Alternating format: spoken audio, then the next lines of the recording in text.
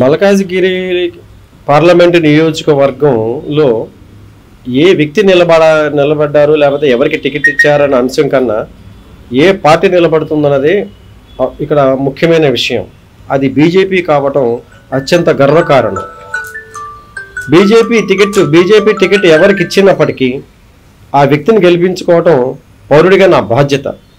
గత 72 సంవత్సరాలుగా ఈ దేశాన్ని వినాశకరమైన రీతిలో నాశనం చేసిన పార్టీలు ఒక పక్క, 10 సంవత్సరాల కాలంలోనే దేశాన్ని ప్రపంచంలో 4వ స్థానానికి తీసుకెళ్లిన పార్టీ ఓ పక్క, రెండు బేరీజు వేసుకుంటే భారతీయ పౌరుడిగా నా ఓటు ఎప్పుడు బీజేపీ ప్రభుత్వానికే ఉంటుంది.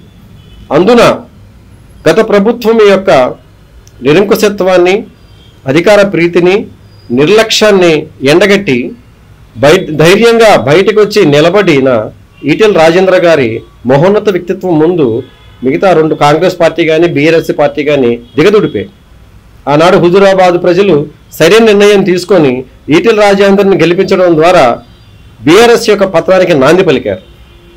అదే బీఆర్ఎస్ ప్రభుత్వం ఇవాళ ఏ స్థితిలో ఉందో, ఆ నాయకులు ఎటు వెళ్తున్నారో మనకు తెలుసు. నాయకులు ఎలా ఉన్నా ప్రజలు మాత్రం బీజేపీ పార్టీ వైపే ఉన్నారు. ఇక్కడ ఇంకొక ముఖ్యమైన విషయం నేను మీకు తెలియజేదలుచుకున్నాను ప్రజలకు ఏమంటే, గత ఎలక్షన్లలో రేవంత్ రెడ్డి గారు కొడంగల్లో ఎమ్మెల్యే అభ్యర్థిగా ఉన్నప్పుడు పట్నం మహేందర్ రెడ్డి గారి సోదరుడు నరేందర్ రెడ్డి గారు చేతులు ఆయన ఓటమి పాలవలసి వచ్చింది. ఎలాంటి నీతి నియమాలకు ఈ కాంగ్రెస్లో ఉండవు అన్నదానికి ప్రత్యక్ష నిదర్శనం ఏంటయ్యా అంటే, ఈరోజు అదే మహేందర్ రెడ్డి గారి సతీమణిని మల్కాజ్గిరి పార్లమెంట్ నియోజకవర్గ అభ్యర్థిగా కాంగ్రెస్ ప్రకటించింది.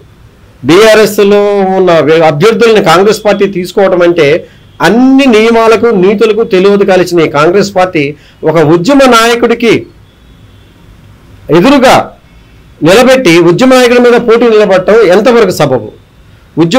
ఉద్యమకారులను ఆదుకుంటాను, ఉద్యమకారులను బీఆర్ఎస్ ప్రభుత్వం నిర్లక్ష్యం చేసిందని చెప్పి అధికారంలోకి వచ్చిన రేవంత్ రెడ్డి తెలంగాణ సాధనలో అత్యధిక సమయం కేటాయించి అనేక బాధలు పడి మొదటి నుంచి ఆర్థిక పరిస్థితులను ఎదుర్కొని నిలబడ్డ మన ఉద్యమ నాయకుడు, తెలంగాణ ఉద్యమ నాయకుడు మన ఈటెల రాజేంద్ర గారి మీద పోటీకి నిలబడటం ఏ సంప్రదాయానికి, ఏ విలువలకి కాంగ్రెస్ విలువ ఇస్తుందో మనం తెలుసుకోవాలి, ప్రజలు తెలుసుకోవాలి.